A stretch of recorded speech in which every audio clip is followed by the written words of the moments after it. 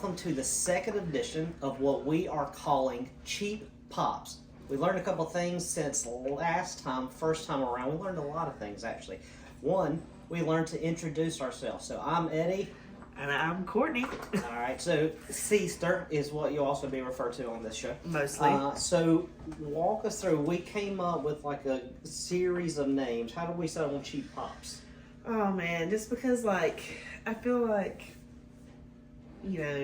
we grew up watching wrestling during the 90s, the 2000s, during that time, and Mick Foley was one of our favorites. And I feel like one of the things that he always talked about was like in whatever city he was in, he was going to call them out so he can get that cheap pop.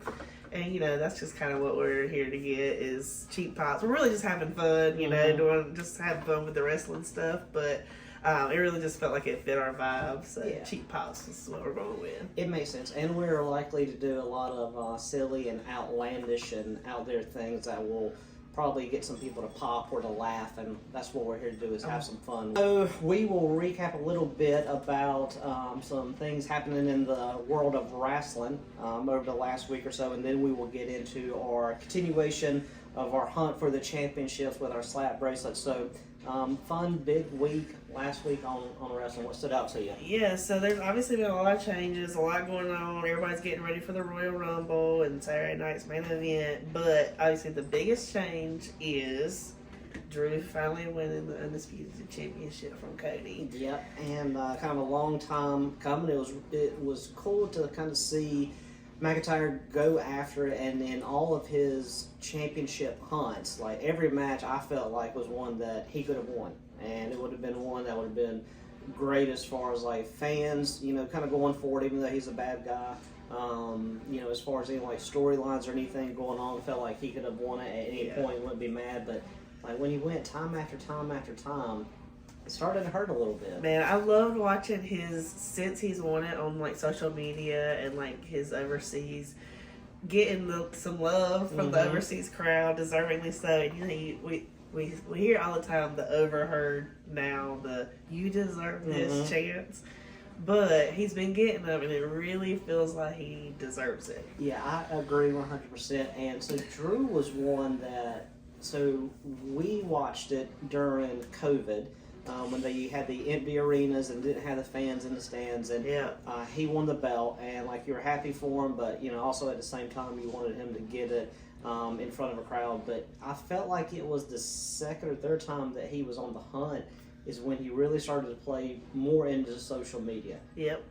Everything from bored at work, still bored at work, to doing the flash nod to where I believe he was feuding with CM Punk and had him at the gravestone and he was doing that one. So I mean, he's been on fire for like his social media activity, like his comments, like his hustle. So yeah, he put in the work during COVID, he really was a big factor in the whole Bloodline storyline for a long time, and I don't think his work was appreciated enough during that time.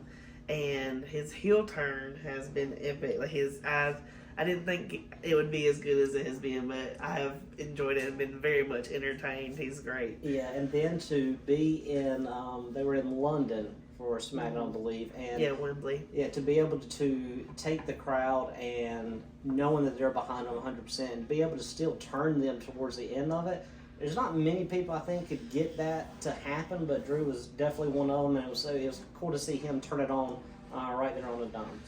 So great work with him, but obviously, Cody's been the champion for a long time, so it'll be interesting to see what's next. I like that they kind of went ahead and said he can't immediately go back for the championship, so let's see what the old QB1 does without the title. Can he still carry the load? I don't know. Yeah, I will say with Cody Rhodes, another one to appreciate and like his work ethic and all those things, but sometimes it comes across kind of that John Cena like superhero thing, like the smiling always. Too cheesy, too good. But his thing with the promo before him and Fatu came at it, like that was top notch.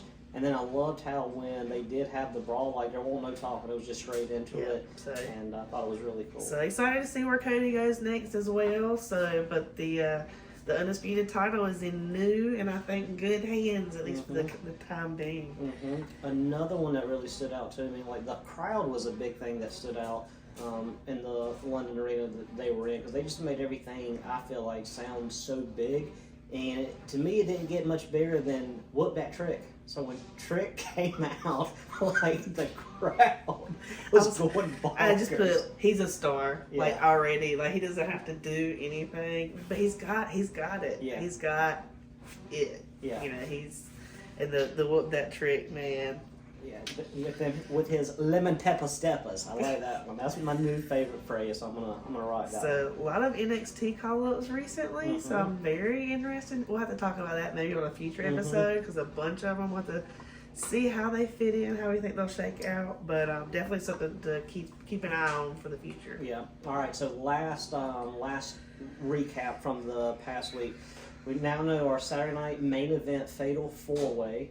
So we've got Damian Priest, we've got Sami Zayn. Sami Zayn is in there, and then so we got Trick. We got Trick Williams. I knew he was and in then there. Randy. Yeah. So Legend Killer.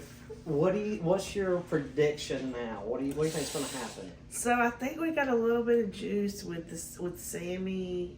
You know, never having beaten Drew. Like, is this finally his time? I know everybody's saying they're over the whole poor Sammy thing, but that could be an option. Obviously, I mean, I think they're all four great competitors. Trick, you know, maybe his time will come. He's got some. Yeah.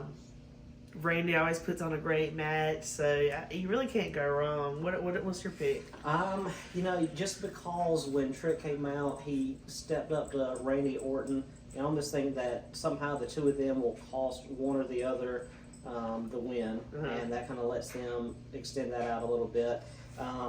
You know, I want to lean towards Sammy, maybe, but then at the same time, I feel like if you're going to go with that story of never beating Drew or 0-12, and if you were going to do something big, like do it at probably a bigger pay-per-view. Like, I don't know that. You can see that as well. Yeah. Of course, you know, you got, you know, Big Damien. You know, he might be due for another title shot. Yeah. It's been a while since he's held a belt. Yeah. Or held a belt. Yeah. All right. So last question on this: do you foresee whoever wins the Fatal 4-Way beating Drew at the pay-per-view after? So that'll probably be. Would that be the Rumble? I think so. It's Rumble with an Elimination Chamber. You get some Saturday night events sprinkled in there. I think he's going to hold on to it a little bit longer. I hope he holds on to it for a little bit longer. Yeah. But yeah, I hope whoever it is, it's a good match. Yeah, we'll see. All right, I'm going the same way. I'm leaning towards Drew holds on to it a little bit longer. And the question is, will he make it into Mania? And I guess will Finn Balor also maybe take the belt? We can talk about that one after Raw this week. So. Absolutely, that'd be great. So let's jump into the slap bands, if you will. Let's do a little quick recap of what we've already opened up. So let's recap how The Rock still owes us an autograph because we pulled all of those Rock belts and not much else. Just, you know, slide into my DMs and we'll figure out how to make it happen. But we do have so far already 2 world championships currently held by CM Punk, my man. And then we have 4 of the women's world championships held by Stephanie Vaquer. We did manage to pull 1 of the WWE tag team belts, so we need a partner for it. Yep. We haven't yet pulled the world tag team championship. We'll get that in a minute. That one. We have 2 of the U.S. titles that's looking pretty sharp on the waist of Carmelo Hayes lately. He's been doing it justice. We do have the Attitude Era WWE Championship, which is one of my personal favorites. Can't go wrong with Attitude Era. We also have the 2013. 2013 WWE Undisputed title. That looks really cool there. And let's pause on this one for just a moment. So when we were doing our deep dive into our recap of the first video, which should be up at this time, we went back and forth on this because I was thoroughly confused on if it was Punk and Rock. I knew Rock was involved. I knew Punk said he wanted that belt, but I was scared that I misspoke when I said Punk lost it to Rock. So maybe we shouldn't talk about it because then I'm just going to confuse myself again. Yeah, honestly, the more he talks about it, the less I know what actually happened. So anyway, we did also pull a couple of the undisputed titles. We have 2 of these. And then, of course, as you guys know, if you watched the first video, we have 6 of the Brahma Bulls. And we're still waiting on Rocky to give us a shout out. So. And 7 is the number of completion, so I'm betting some money that we pull another Rock belt. I'm assuming that we'll get a couple. Anyway, so what about what's left? What do we still need to pull? All right, so we still need to pull like the super rare from each of the series that we've got. So Roman Reigns has his legacy belt, and then also the Undertaker has a legacy belt. So we still need to pull that. We still need both versions of the Intercontinental Championship. I thought we had pulled one last week when I was talking about the ring. Gunther being one of the greatest in recent history. But we didn't pull that as well, so we still have that one. We also have the spinner belt. We talked about it and referenced it last week, but still don't have the spinner belt. And then also we need the NXT Championship and the North American Championship. So hopefully we can have some better luck this time than we did last time. He pulled a couple of new ones last time. Happy. I have yet to pull anything new. So hopefully we'll get something going. We have 5 each today to open up, and let's see what we got going. You want to get us started? Yeah, I'll get us started. And if you are watching this video, don't skip ahead to the end, but go ahead and put in the comments what you think we're each going to pull. So how many more Rock Brahma Bull Championships do you think we'll pull? What do you think she's going to pull besides The Rock? So maybe another women's championship. But we'll see. So, all right, let's get it started.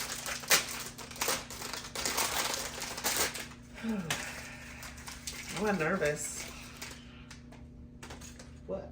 Oh, there we go. Intercontinental. Oh, that's the Attitude Era. It's beautiful, too. It is very, very beautiful. So we'll get it up here to be seen. A lot of great Intercontinental Champions over the history of the WWE. So who's one of your favorites? Of IC period? Yeah, IC period. So, so Bret Hart obviously is up there for me. In that same breath, Shawn Michaels is a great one. I hate to almost say it. What about you? Who are some of your favorites? Yeah, I immediately go to Bret Hart because he's the one that, to me, really encompassed Intercontinental Champion. You know, the workhorse. The Intercontinental Championship has long been considered the workhorse title, and to me, growing up, like Bret Hart did that. Certainly, Shawn Michaels as well. You know, there's been a lot. Still, Gunther. I thought that he did a great job as Intercontinental Champ. One of my favorites, but a whole lot of them. Yeah, it really is the Workhorse Championship when you really think about it. So that's a really cool first pull, no doubt about it. And comparing that to the World Championship of the same era, that's just such a sleek design. I love it when they do nods back to that era. Yeah. But anyway, all right, let's see what we got here. Okay. Oh. It's the other. Okay, first of all, I finally opened up something new, which is the streak is broken. Legitimate excited. The streak is broken. But it's the other Intercontinental title that the more modern one. Got the blue on it, so that's the version after Jey Uso won it, I believe. But yeah, really slick looking, and next to one another, they look pretty good. But really cool first couple of pulls for us. Let's see if we can keep that luck going.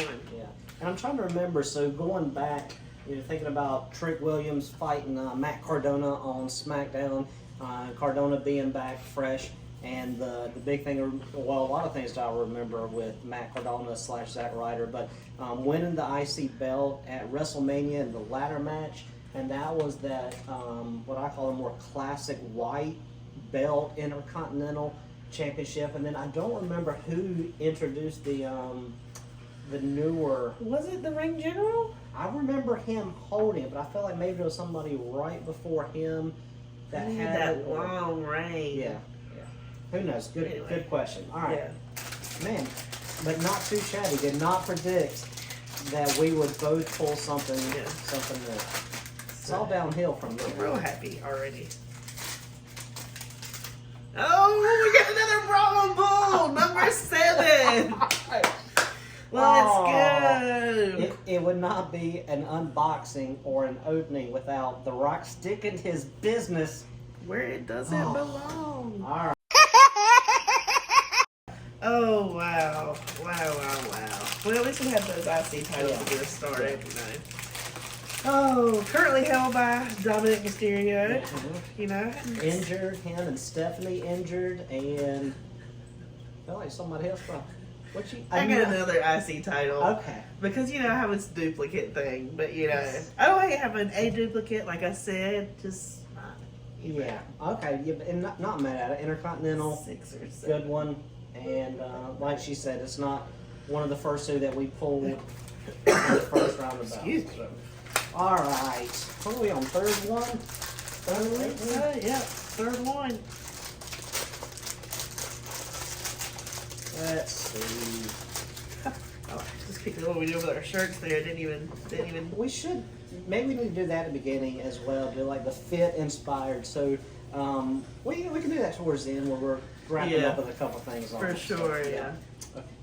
All right. So we got the second tag team on championship. So this one is the WWE one, right? We were still looking at the Oh, world. wait a minute. No, this is the one we already have. So this is the WWE one. Okay. So we're still missing the world one. But now we have A both. set. A set of tag team belts, what makes it easier. We're So the champs.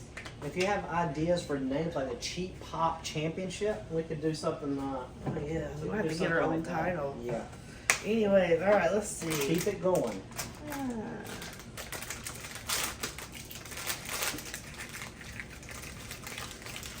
Okay.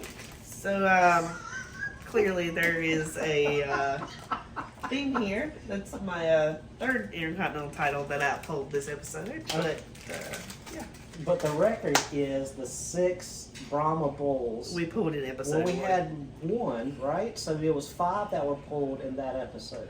Yeah, I can't remember if we already have one or not. But either way, he's overstayed his welcome. Yeah. You know. So maybe we'll autograph these and put them up on eBay or whatnot or something, and y'all could bid on them. Yeah, that's all. I was really excited about the first Intercontinental. But not so much everyone since then.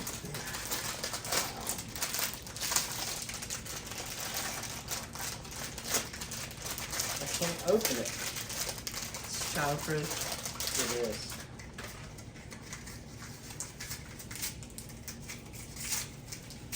Okay. Another. Undisputed Mhm, title. mhm. Oh yeah. We'll take it. We'll take it. Not mad at it. The current version.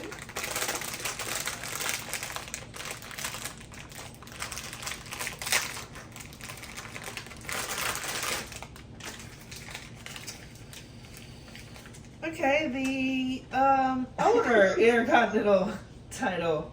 So cool. Yeah. That's awesome. So far that's all. Well, you pulled. It's the Attitude Era Intercontinental titles, the one I just pulled, and I pulled these 3 Intercontinental titles held by Dominic Mysterio. And y'all can tell that like these aren't open. Like I'm struggling to open them. So episode 1, the Brahma Bull struck, took her out in the championship match, and now it's the Intercontinental Championship that is her nemesis. All right. That's funny. Last one. All right. We've got the NXT Championship, so definitely not mad at It's that. actually really sharp. I didn't know it had that rainbow gradient behind it. That's Yeah. cool. That is very cool.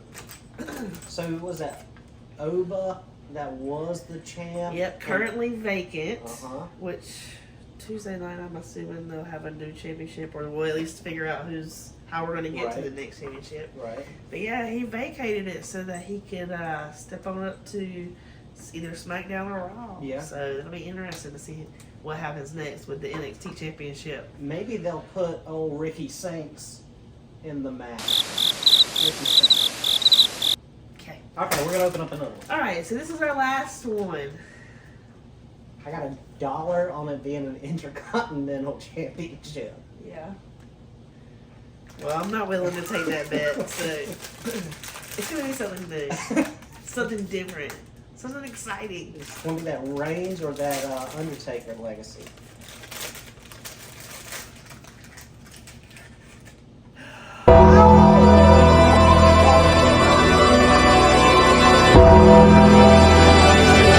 I am speechless. Wow, I have pulled the Undertaker. Wow, I could quit now. Well, that's good because that's all we got to open for this round. Wow, what an epic one to end on. I'm so legit excited about that. That makes up for the Intercontinental titles. The Brahma Bowl titles. Gosh, that's so cool. It's even got the urn over here on the side. God, that's awesome. What a way to close it out, like a nail biter. Absolutely. All right. Absolutely. That's wonderful. I'm out. I'll see you guys later. No, I'm just kidding. So that was fun, though, opening up a couple of slap bands. We did manage to finally pull a rare, but we still got a couple more to do.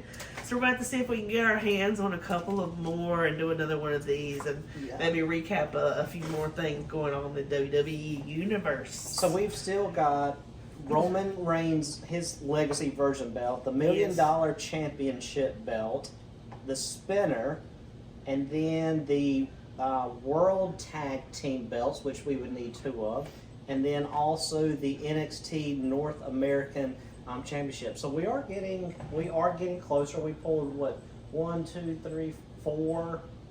4 that we didn't have any of beforehand. So that was excellent. What an excellent day of polls, honestly. I mean, you had me going for a while. I was way down here, and you pulled me back up here.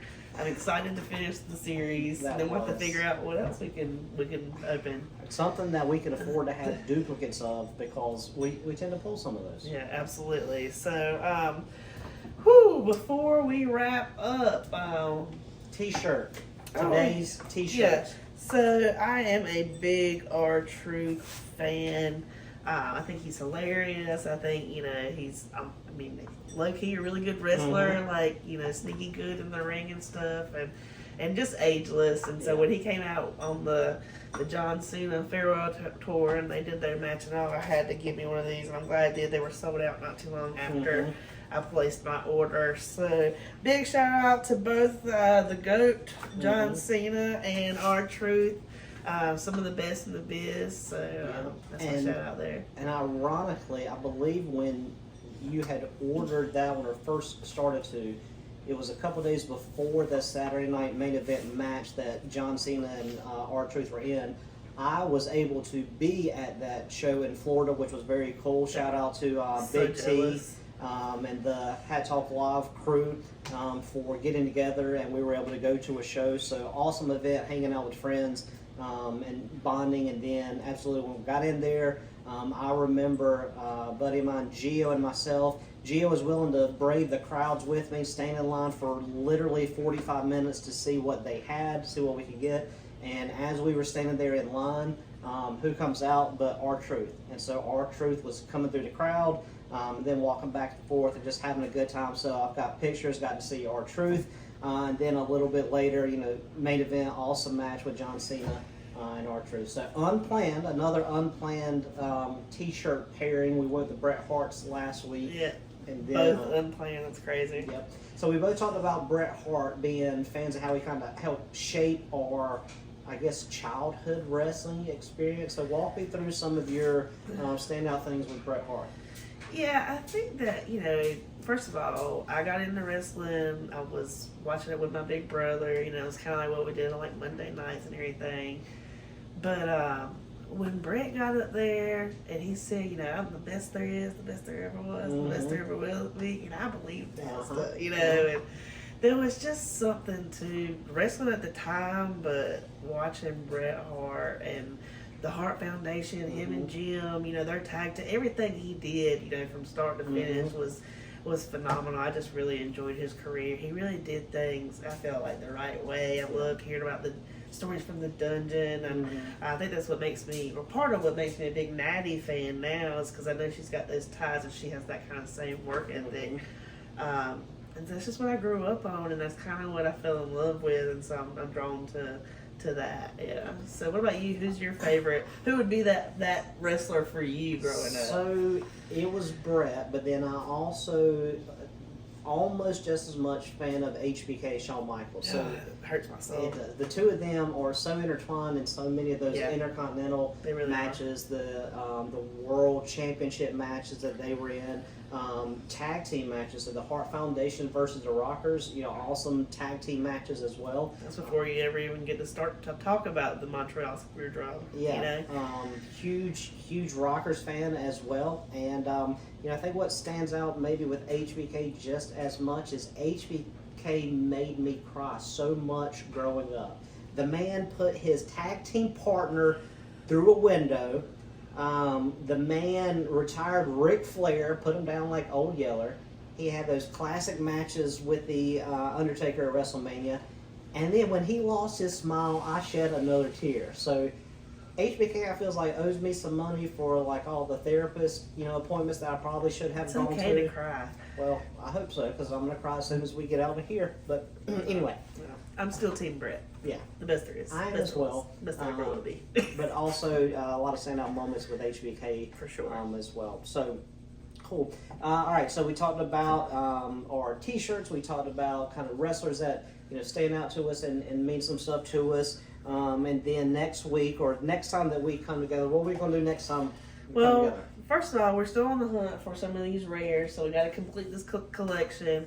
But I don't know. You're gonna have to let us know what you want to see. What's something else that we can talk about? What's something else that we can maybe dig into? So, you know, comment, like, subscribe, shoot us an email, and you know, we're just having fun with this. So hopefully you have fun with us. Yeah, and we'll go through. We believe this is going to be our new setup area, so that we can kind of display some of the wrestling memorabilia that we've collected throughout the years. We've got a lot of cool posters that we'll show off. Some that I believe came in the WWE magazine, maybe back in the day. Those pull out, and then also as we've gone to events and gotten the souvenir programs, we've gotten some autographs and those, so we'll show those off as we go on as well. Hopefully tell you some stories along some of these things that we've picked up, and of course if there's anything that you'd like to see or, you know, hear about, we'd love to hear from you. All right, so we will go ahead and sign off. So thank you again for joining us for another edition of Cheap Pops. I'm Eddie. And I'm Courtney. We'll see you.